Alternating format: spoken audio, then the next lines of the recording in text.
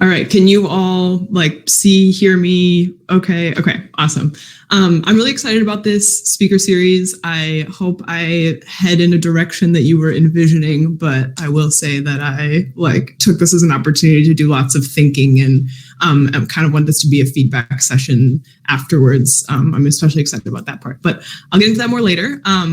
I thought I would start by introducing myself. There's some familiar faces on this call and then lots of people I don't know. So I wanted to start by saying, hi, I'm MichelleStuhlmacher. I'm an assistant professor at DePaul University, which is more of a teaching-focused institution in Chicago, Illinois in the United States. I very recently graduated with my PhD from Arizona State University. That was in May of this year, so it was a virtual defense. So I have no excuses for being bad at presenting virtually. I am a remote sensing scientist first and foremost. I focus most of my research on urban areas, but am broadly interested in how humans and environments interact. Humans interact with their environments, and environments shape human behavior across a variety of landscapes. At DePaul, I'm the main instructor for remote sensing courses, and then I also teach some GIS courses as well. Okay, so what I want to talk about today is what I am hoping to do with the remote sensing curriculum here at DePaul.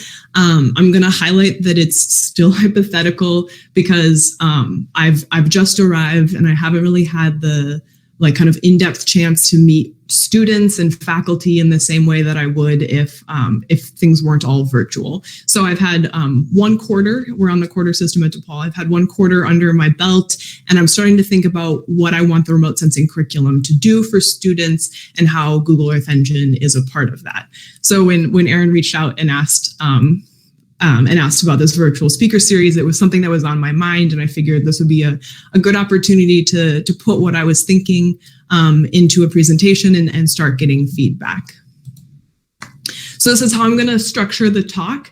We'll start really, really broad. I'll give you some institutional context for what remote sensing currently looks like at DePaul and the kind of learning outcomes it fits into both at the university and the department level, and then the specific remote sensing courses that are currently on the books and could maybe in the future be on the books, and how those courses would sequence with each other. And then I'm going to dig in a little deeper into a couple of specific courses and talk about the topics that will be covered in modules. And I'm using modules because I think that's been a really good conversation that's come out of the Google Earth Engine education group, is that if we build modules, those are much more shareable and stackable across different professors' weeks and curriculum structures, but also usable in more professional development settings as well. So I'm definitely incorporating some of those conversations we've had at previous Geo for Good summits into this design there. And then I'm going to dig into one specific module to close and talk about its learning outcomes, and then the specific hands-on activity that students would do that maps to those learning outcomes. And then all of that is some stuff I want feedback on. So I'll end with a couple of specific feedback questions, but I definitely am hoping that this presentation about how I'm thinking about curriculum fosters a broader conversation about how you think about curriculum or gaps or good practices, that kind of thing. Okay, so for institutional context, the Remote Sensing 1 course and I think the Remote Sensing 2 course are part of the scientific inquiry learning domain, which is a university level learning outcome, so that students have to take courses across several of these buckets and their time at the College of Liberal Arts and Social Sciences. And so this is the bucket that the remote sensing courses fit into. And so the 3 learning outcomes from these courses are things like being able to apply appropriate concepts, tools, and techniques of scientific inquiry, being able to describe how natural, scientific, mathematical, or computational methodologies function as mechanisms for inquiry, and being able to explain the interactions between the content of this given course, so remote sensing, and other scientific disciplines or the broader society. And I think remote sensing fits all of those really, really well. The remote sensing classes will always have lots of different tools and techniques that I talk about in regards to answering specific scientific questions. There's all sorts of ways in which physics and things around the electromagnetic spectrum get incorporated into remote sensing that ties it to other scientific disciplines, things like that. So I think at the highest level, remote sensing really fits those learning outcomes.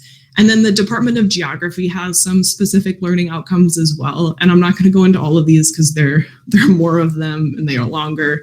But I've highlighted in bold the two that I think remote sensing contributes to the most. So the second one is use qualitative and or quantitative methodologies to analyze spatial phenomena and collect, identify, and apply spatial data from either primary or secondary sources to interpret the spatial character of a physical, sociocultural, or environment society problem. And then 4 is to demonstrate competencies in one or more of the several geospatial technologies. So remote sensing, geographical information systems, GPS, et cetera, and then articulate those results effectively using speech, text, image, or a map. So that's the broader context that I'm situating this curriculum redesign process in. I guess one thing I should note is that I have taught with remote sensing before. It was a one-off half semester course at Arizona State University where I went to grad school, and it was a cross-listed undergrad course. There was no expectation that more Earth Engine courses would be taught. It was kind of like a quick workshop. It had a lot of interest, but I didn't have to build anything more around it. And so what I'm doing here is new in the sense that I have never had to think about course sequencing or things like that. And so that's probably the core thing that I would be interested in getting feedback on. So this is what I was thinking in terms of course sequencing. So right now on the books are Remote Sensing 1 and 2. Remote Sensing 1 is an introductory course. Right now it uses ArcMap. I would want it to use Google Earth Engine. I'm not sure if I want to incorporate both in a final version or just Google Earth Engine. And we're on the quarter system at DePaul, so each quarter is 10 weeks. And so I'm thinking that I'll just have students use Landsat satellites, so Landsat 5, 7, and 8 in this course. And then Remote Sensing 2 would be more of an intermediate level remote sensing techniques focused exclusively on Earth Engine. And then they would start learning about other publicly available satellites and aerial sensors like MODIS or NAPE. And then Remote Sensing 3 doesn't exist yet, and 2 exists. I think I need to build a lot more interest in the remote sensing curriculum, build that demand among students. Right now, one of the main limitations for offering something like Remote Sensing 3 is that by the time students have taken Remote Sensing 2, they're usually in their senior year, often the last quarter. So there's not really that much of a student body left to take Remote Sensing 3. So that would be something I would need to work on if I did want to offer it. But Remote Sensing 3 I see as being an advanced course. Maybe it would just be a special topics offered every so often, but it would start getting into more of the cutting edge imagery sources. So private satellites, drone imagery, the like. Okay, so I'm gonna dig in on Remote Sensing 1 and 2's topics. This is kind of the rough sketch of what would be covered in either one of those, just so I can see how they fit together next to each other and what content would be covered in both. So week 0 and week 10 are usually half weeks. And so week 0 largely ends up being syllabus week. But I also like to talk about why remote sensing in that week and get students excited about what remote sensing is and how it can be used. So I do kind of high level examples of use and then talk about some jobs that use remote sensing. Because back when I was first introduced to remote sensing, I was like, this is cool, but who does this for a living? And the more I've seen, the more I've been involved in the remote sensing community, the clearer it's come, what kind of jobs and other kind of applications there are for remote sensing. And then week 1, we'll get into the foundational remote sensing concepts, defining what remote sensing is, talking about active and passive sensors, getting into the nitty gritty of the solar energy and Earth surface interactions and spectral signatures. And then week 2, I back up a little bit and talk about the history of remote sensing. And I think that is a really good introduction to Landsat, because you kind of have the arc of early remote sensing with pictures taken from hot air balloons, kind of Landsat in the middle, and then where remote sensing has gone from there. And then in this week, I'm thinking about having students do the Earth Explorer to ArcMap workflow, where they download the imagery from Earth Explorer, put it in ArcMap, and work with it there. I'm very on the fence about this, because I think one thing that they would gain by doing that is seeing how much better Google Earth Engine is than before. But I don't really know if that's something that they need to know. But the one other upside of doing this is that most students who come out of DePaul with a GIS certificate, which is most people who take the remote sensing sequence, go on to be stuff like GIS technicians at large companies. Like, for example, a lot of students go on to be in the GIS department of Walgreens. So they don't really necessarily use that much raster data in their workflow. They're not going to be using Google Earth Engine probably, but I think it would be really good for them to see how to get a one-off raster image into an ArcMap workflow. So that's the trade-off. That would be something I'm definitely curious about feedback on at the end. Week 3 is going to be an introduction to JavaScript and Google Earth Engine.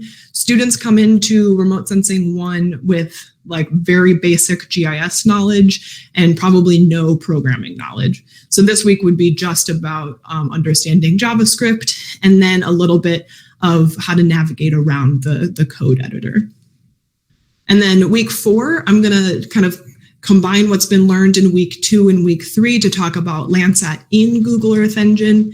One of the first things that I always find students need to help figuring out is all of the different types of Landsat image collections and what they mean and when one is appropriate over the other, like the raw on top of atmospheric reflectance. Also that week, we'll be calling images and image collections, and then adding a map visualization. Week 5 will be indices and their applications. So things like the normalized difference vegetation index and some of the other normalized difference indexes, specifically mapping different indexes for, vegetation to their equation and understanding how those line up biophysically, going into the indices for fire and water and snow and urban detection, things like that. And then also teaching students how to calculate the indices in Google Earth Engine. And then week 6 is thermal remote sensing. So explaining the thermal bands, how they can be used, and the interpretation that they need to have, because they don't directly correlate to temperature without significant processing. And then I like to use the thermal band to talk about histograms, so like the distribution of pixels in a particular band, because for some students the high reflectance in the red and low reflectance in the red is less intuitive than warmer versus cooler as they're looking at how data is distributed. So that's usually the week I talk about histograms. Week 7 is change analysis. So I go through the steps of conducting a change analysis, and I get a little deeper into some of the pre-processing that needs to happen before you can compare two images through time. And then I talk about specific change detection algorithms and how to implement them in Google Earth Engine. And then week 8 is when I introduce the final project. And so all of the content introduced past week 8 is not content they need for their final project. So they can start working on their final project, and they're not still waiting for content to be introduced. So week 8 is going to move beyond Landsat and preview some of the content that's going to be talked about in Remote Sensing 2. So this first part is on passive sensors, and I'll revisit the concept of spatial, temporal, and spectral resolutions here and talk about how resolutions really determine what kind of sensor is appropriate for what kind of research question or application. And then week 9 will be the active sensor overview. And so I'll talk about how radar and LiDAR work. And then week 10 is the final projects, and it's a half week. So I usually don't introduce any new content. I just kind of provide guidance on final projects, what a successful final project looks like, that kind of thing. All right, so that's Remote Sensing 1. Here's Remote Sensing 2. For time reasons, I'll do this one a little faster. But week 0 is syllabus week, but also I review Remote Sensing 1 in that week, kind of the core concepts from Remote Sensing 1 reintroduced for anyone who's got a large gap between taking the 2 courses, for example. Right away in week 1, we're going to revisit the data catalog and start talking about all the raster data sets that weren't introduced in Remote Sensing 1, and then to kind of give students ownership over the different kinds of sensors, the satellite and the aerial imagery sensors. I'm going to have students each pick a specific satellite or aerial sensor to present on. So do tiny little mini presentations talking about its spatial, temporal, spectral resolutions and its uses, that something to give them a real context into what the huge diversity of available raster data sources are. Week 2, I'll go into vector data, overviewing the vector data that's already available in the Google Earth Engine data catalog, and then how to upload your own vector data. Week 3 will be reducers and functions. Week 4 will be image classification, and week 5 will be time series analyses and charts. And this is when they start using some of the user interface tools. So this week will be the UI chart tool. Week 6 will be the UI tool to do animated GIFs, so a time series of imagery. And then week 7 we'll dive all the way in with Earth Engine apps. And then for this class, I'm going to have them turn in their final projects as Earth Engine apps. So starting the introduction around Earth Engine apps, I'll also introduce the final project. Something I'm excited about doing, but I haven't implemented before, is giving them fully functional Earth Engine apps, maybe things that are published in papers or other kinds of web applications, and showing them the code behind each, to break down an existing app into its component parts to understand how each block of code contributes to a specific user interface tool or widget. And then week 8, they'll start building their own app. And then from then on, we'll be working on the final projects. One thing I did when I taught at ASU is towards the end, I didn't want to introduce too much new content that would, distract from being able to work on the final projects. So I had some guest lecturers come in and talk about how they use Google Earth Engine in their research or startup business. And I thought this was really cool because at this point, students will have taken 2 remote sensing courses, probably just with me. And so I'll have given them plenty of examples from my own research or my colleagues' research. But I think it's very cool for them to hear about it from someone else's perspective, kind of broaden the disciplines that they hear from. And then week 10 is a half week where they'll focus mostly on the final projects. All right, so now we're coming down towards the base of the triangle. And I'm going to dig into a specific module's learning outcomes. And the one I'm going to dig into is week 5, where we talk about indices and image interpretation more broadly. So the learning outcomes I've written up for this week will be that students will be able to explain how image indices are used to enhance phenomena of interest in remotely sensed imagery. And I think that learning outcome can be measured in like a lab write-up. So once they've done an indice themselves, which I'm kind of getting ahead of myself because that's more learning outcome 3, but once they've done it, to write up what that means what the map they created means, and how it highlights a certain phenomena of interest.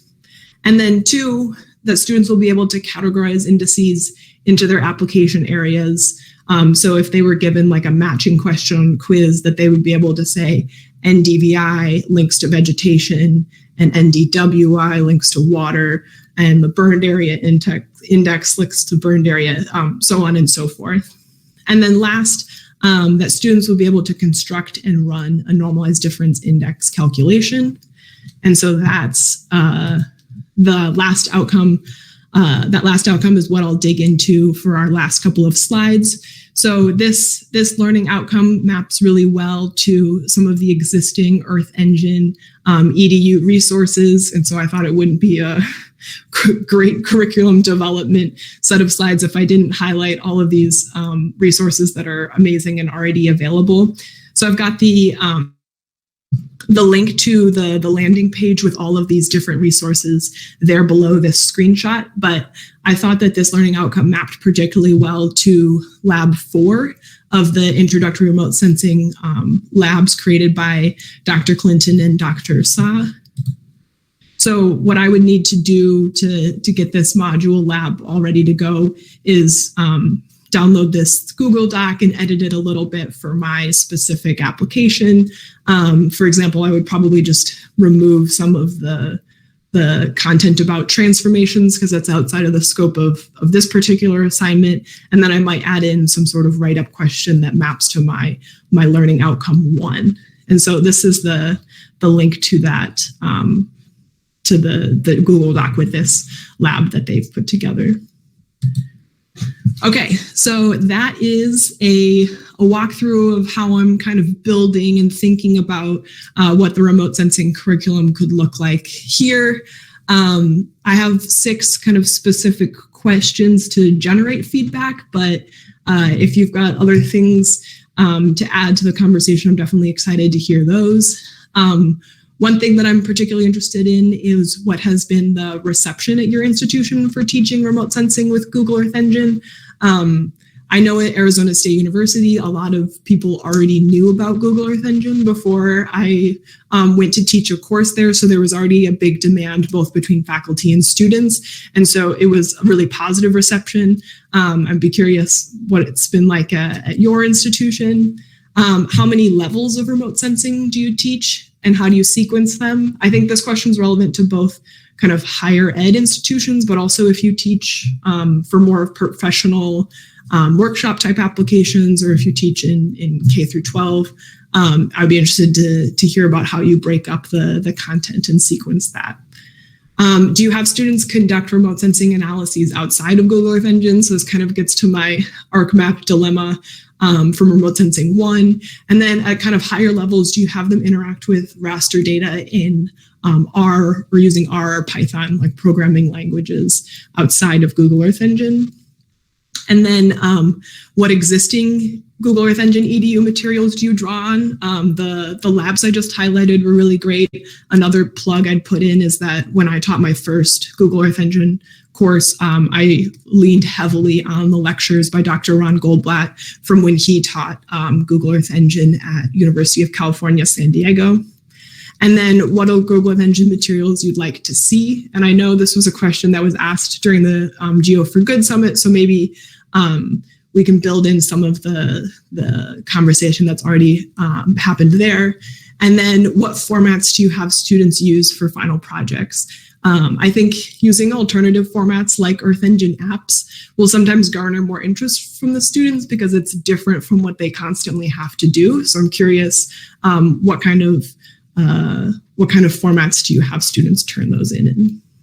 And with that, I am right about at time. So thank you so much. I'm definitely interested in hearing what you have to say.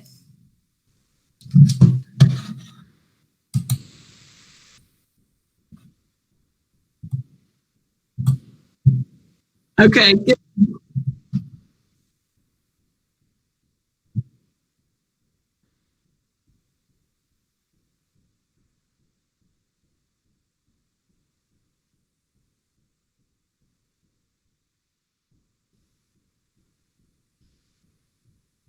I don't know if I could put the questions in the chat maybe so we can see everyone's faces, but still have the questions in front of us.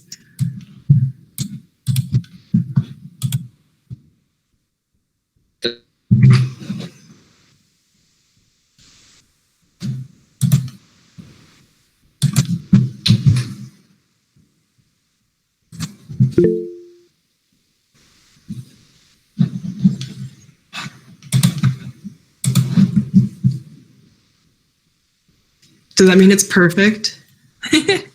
Definitely. It is perfect.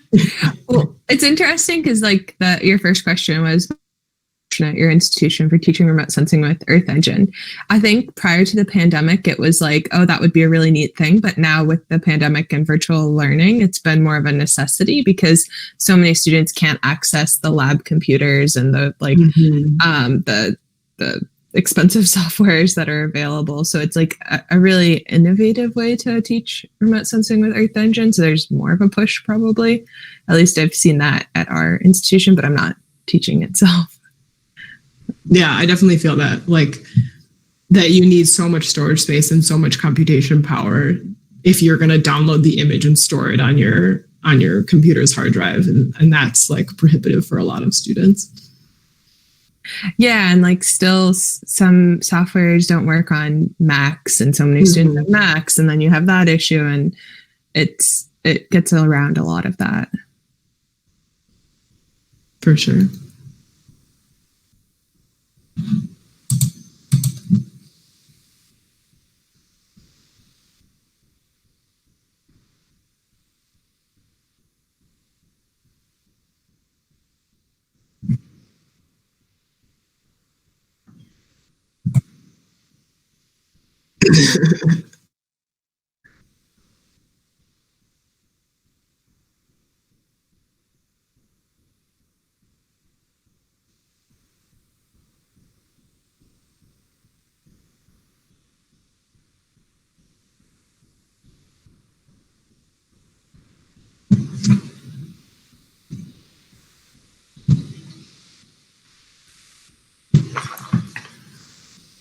When I was practicing the slides, I realized I probably should have put learning outcomes for my my sequencing, but instead I kind of separated it in my mind with the satellites they would learn about, because I've tried to throw all of the satellites at them in this first remote sensing course this quarter, and it was like way too much, like with examples pulling from all sorts of different things. And so I was like, well, maybe I'll separate it out by a given satellite, and so they don't get thrown the like hundreds of possible options in that very first introduction to remote sensing. But it also could kind of limit the scope. So there's like a trade-off there.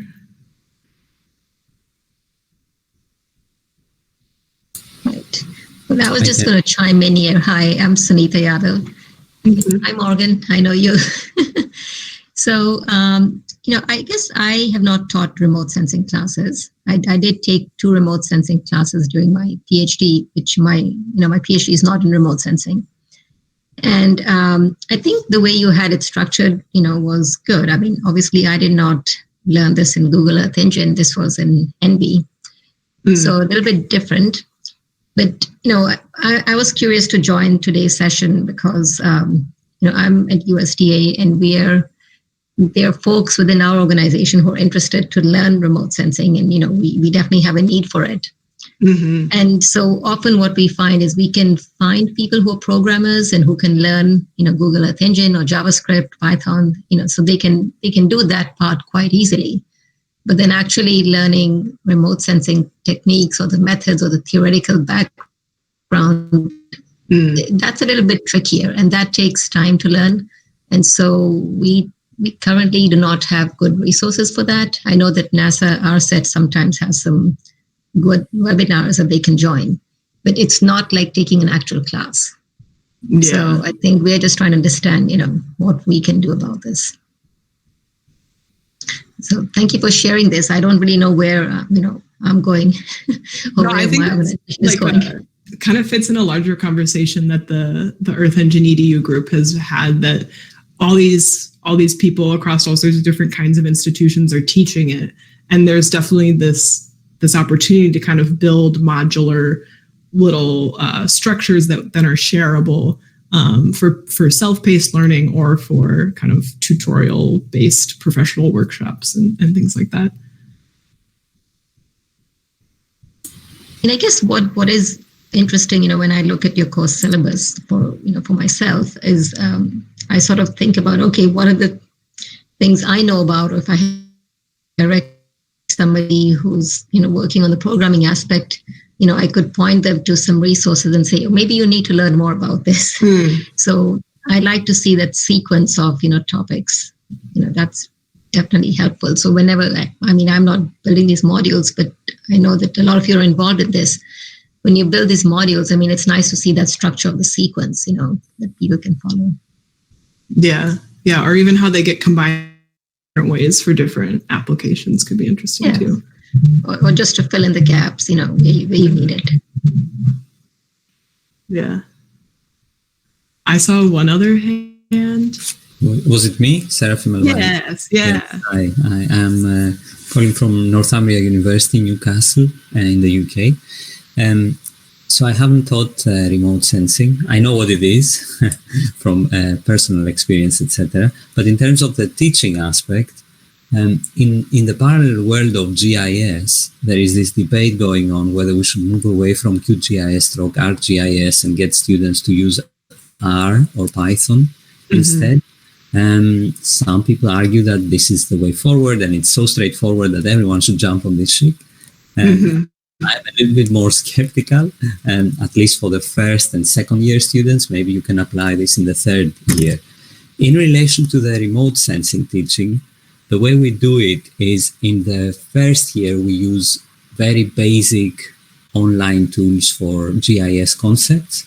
In the second year, there is a GIS stroke remote sensing module. We call them modules. They are courses within a 3-year course, 3-year big course. And what happens there is that the students are taught both GIS basic concepts, overlays, vector data, etc. And then half of the module is dedicated to remote sensing using graphs. And then in the third year, they progress deeper into remote sensing only or GIS only, if you can make this distinction. But the GIS is focusing more on the vector kind of data, and the remote sensing separate module is focusing more on the raster side of data and map algebra. And there is used graphs in combination with ArcGIS. So it's a 3-year degree. We don't really produce super experts, but at least they get a very good idea of what's happening. It would be ideal if we could use Google Earth Engine, but as I said, we don't really have this expertise at the moment. And we have invested so much time to develop resources on ArcGIS, QGIS, and other tools over the years that it's very difficult to make this transition. And in relation to your curriculum, it makes good sense if, I guess, you can find supportive colleagues. It's harder if you're on your own with undergraduate students with all experiences.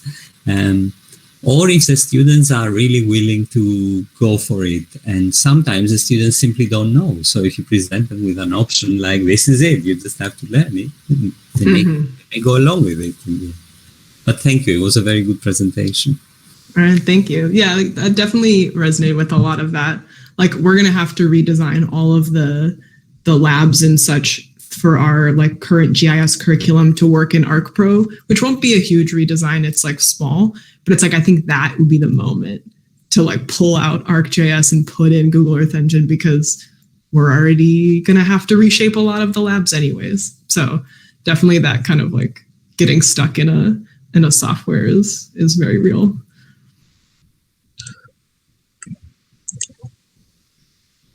I had a question. Yeah. So this is more of a kind of my personal perspective on it. So the first GIS course I took was with Google Earth Engine and Python yeah, during my PhD. Before that, I had worked with satellite data, but not really. I didn't have any formal training in it. And the problem I felt, and then I took a remote sensing course. So we have like one remote sensing course, which is just basic, like more of the physics of remote sensing, like light, radiation interactions with different wavelengths and particles and all that. And then I also kind of I audited that course, which was like drones in remote sensing. But one issue I had when like switching from, and the remote sensing course was an NV. So I did Earth Engine first with like access to like all of that data. And then I kind of switched to NV. And one issue was that, firstly, of course, I missed Earth Engine. I did my final project in Earth Engine, but I also felt like being able to access all that data without that, I guess, theoretical knowledge sometimes can lead to misleading results, I guess. And kind of like trying to structure that in a way that people learn like the uncertainties in the data before they get access to all this computational power. Yeah, that's kind of what Sunita was saying, that like if you already have the programming ability, that way more of what you need is the kind of foundational understanding of remote sensing. I had another like point, like this is regarding the whole like move for GIS, like moving from ArcMap and QGIS to Python and R. Similarly, like if you are going to be making a course with Earth Engine, would you focus on the JavaScript API or the Python API? Probably JavaScript, just from my past experience. That makes turning in code and things like that so much easier. Like because I don't want to just grade maps if we're working in Google Earth Engine, because I can see so much more of their workflow with either code base. But then the actual turning in JavaScript is so much easier. However, and where I guess like the problem with like if people do not want to stay in academia or do not want to go into nonprofits and still want to work with satellite data, I know Nicholas is on the call right now, so he might know more. I don't know what the current like subscription options are for people who are using Earth Engine outside those two like groups, like nonprofits, maybe government and academia. So would that be an advance? So that's part of why we want people to not use ArcMap, because it's not necessarily used as much in the industry. People use Python a lot. Similarly, people do not really use JavaScript a lot outside Earth Engine for most of this analysis. So where do you draw the line, or when do you kind of switch or tell them about other resources? Yeah, I could definitely see that happening in a remote sensing 3, maybe even a remote sensing 2, because I think like even in my own research as an avid Google Earth Engine user, I interact with rasters in R like all the time. And so being able to have that like at least foundational understanding that you can interact with raster data outside of Google Earth Engine is important if they're going to go on to do more remote sensing. And by the time a student gets to remote sensing 3, they're signaling that they might, But yeah, I think it's really interesting that you learned it completely backwards from like my experience of learning remote sensing. It's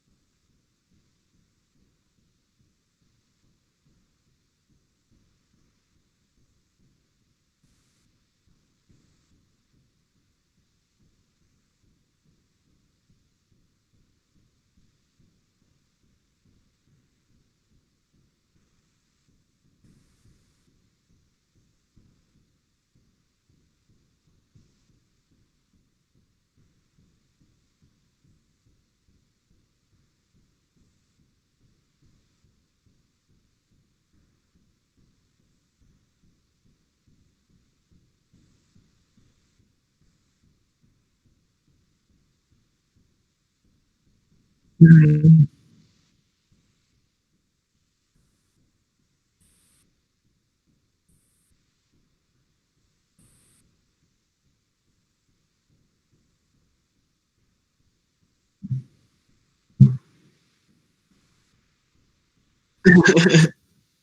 Yeah, that's good to think about because I was like, well, if I was going to do one more than Landsat, which one would I do? Like Sentinel has these advantages. It's like the almost like the new higher resolution version of Landsat. So it's like, do I introduce them to that historical arc, or do I introduce them to MODIS because it's complementary in very different ways? You know, like, but I think yeah, you've made a good case for MODIS.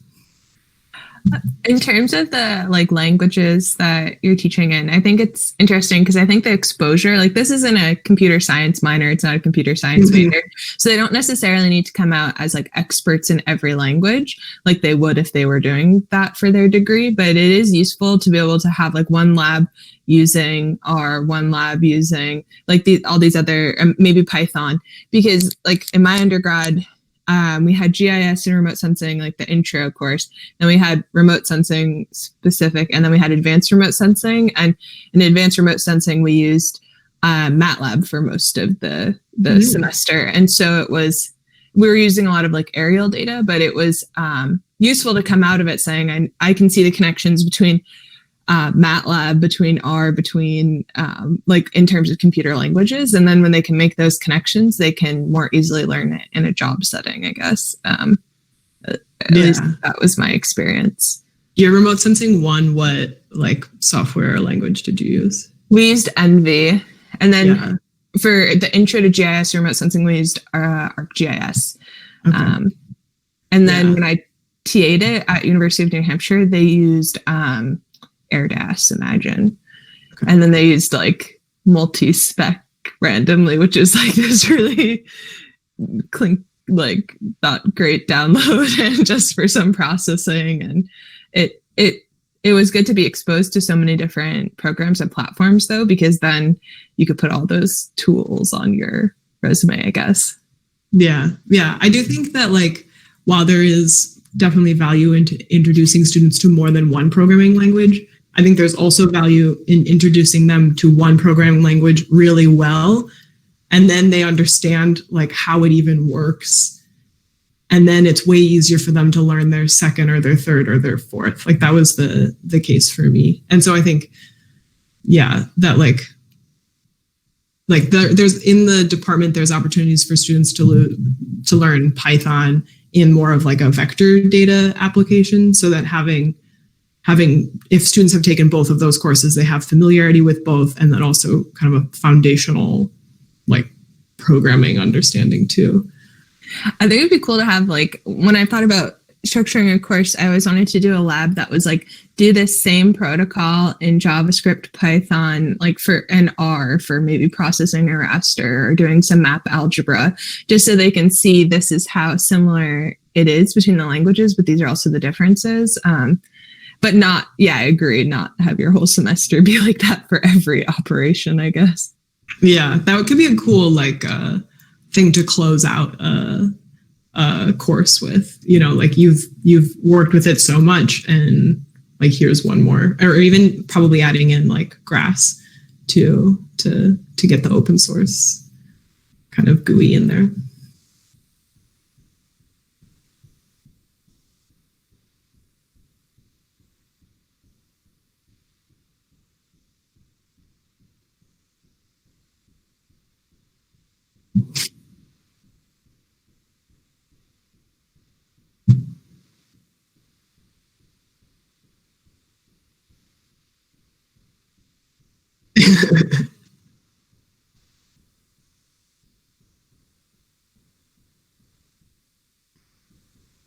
I'm also definitely happy to just share once I've built something beautiful. Uh-huh.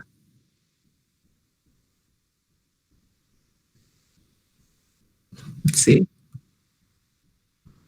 I see her.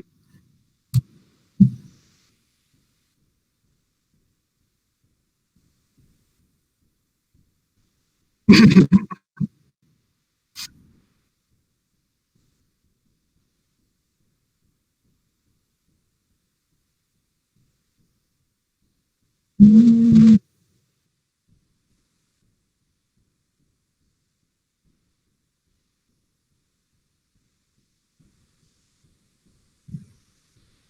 you're muted, Valerie. Sorry, in terms of comparing spectral signatures or?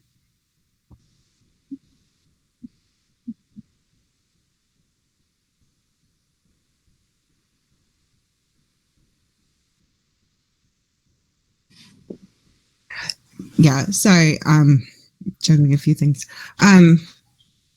So in terms of the actual materials that I've been working on, yeah,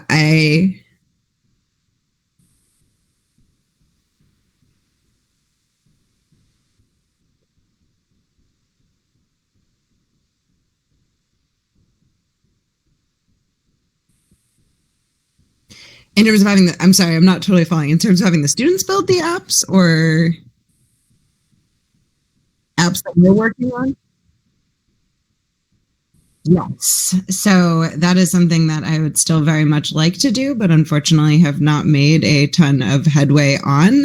What I ended up doing in a lot of my curriculum was trying to find things that already existed. So in terms of looking at Landsat data, like using time lapse, right? Like time lapse already has all of the Landsat imagery nicely composited, and using that as so a little bit different than the way you outline things, Michelle, in that I kind of start with like just data products, and then we start by looking at things like global surface water and like how one would come to a map of water, and then use time lapse as a way to say, okay, we've seen a bunch of maps where people have mapped this category water, but what does water actually look like? And so use time lapse to go find water bodies. What are the properties that you notice? Like what makes water look different than everything else you're seeing in these images?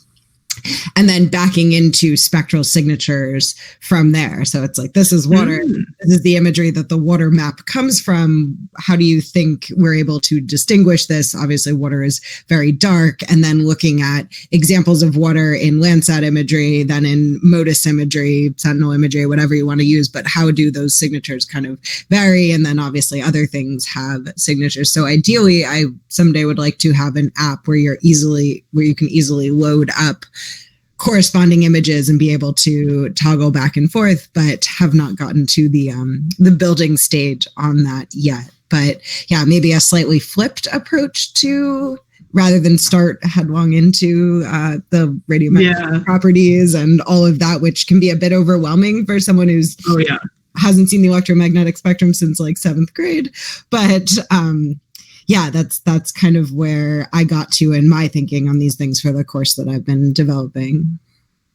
I really like that with students like creating their own spectral signatures. I feel like so often, and I'm definitely guilty of this, we're like, oh, here's a chart of what vegetation looks like in all of the bands. You're welcome. Like that's what you need to interpret this image. But I think like even if you started with that chart, having students then create that chart is still really valuable. Or flipping it like you do and like getting them to that chart by having them make it for themselves. Trying to make it more of a discovery process. Like what would you expect to see in a chart if I were to show you water? And then now let's look at vegetation. So water is pretty easy because it's so like it's just everything's dark. But okay, now if we wanted to parse out vegetation, what makes that look different? And then you can kind of show those charts and say, here's the near infrared, look at how different it is from the red. And then that gives you a nice inroad into spectral signatures. Like how do we start to combine these things to highlight the information we're interested in? So yeah, I've kind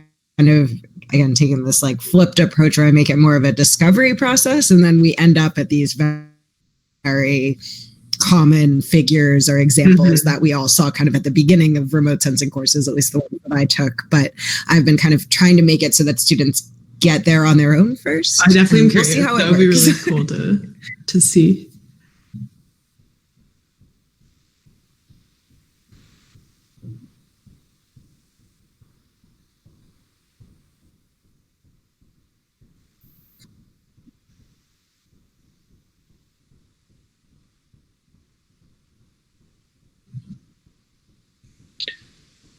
I don't know if an app like that. Over the years, people have expressed interest in sort of building collections of educational apps.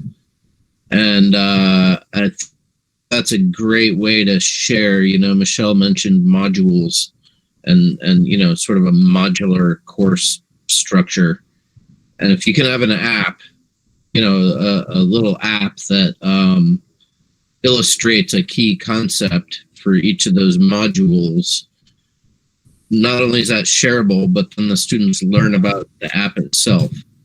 So, yeah, I think that would be a great addition here. Yeah, that's making me think of like online teaching and how so many things you would do as like a demo in the classroom, but I think an app could be more of an online friendly approach of demoing something too, where students can interact with like a more confined interface. Yeah, absolutely. I had a question for you about whether you found any of the resources on developers.google.com stuff useful besides what's on the EDU page?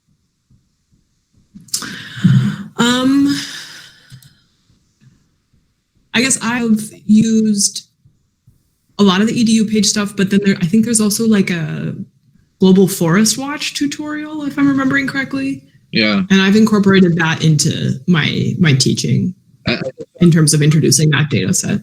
Specifically wondering about the community tutorials. I know there's a time series. I think Justin made a time series visualization tutorial or something. And it was posted on Medium and stuff too? Yeah, maybe.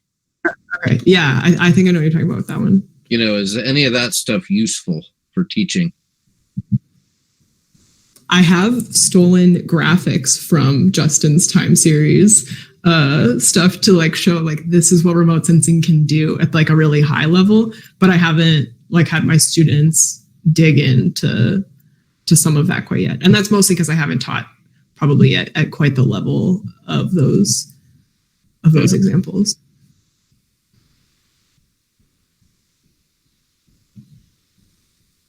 Well, it looks like a great course that you've got in the. We'll see how long it takes me to build it, but I'm excited. I think also like there are tons of resources. So once you kind of set up the structure, it's a lot of like playing like matching games with learning outcomes and existing resources and stuff like that. So that's really nice.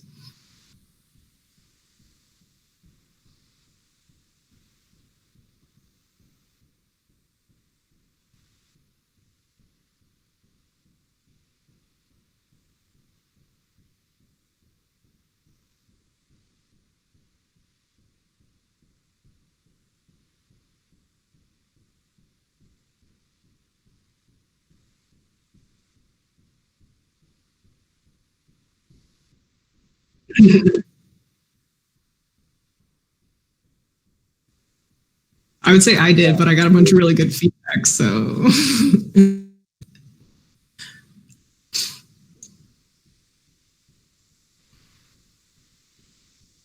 Great talk, Michelle. Thank you.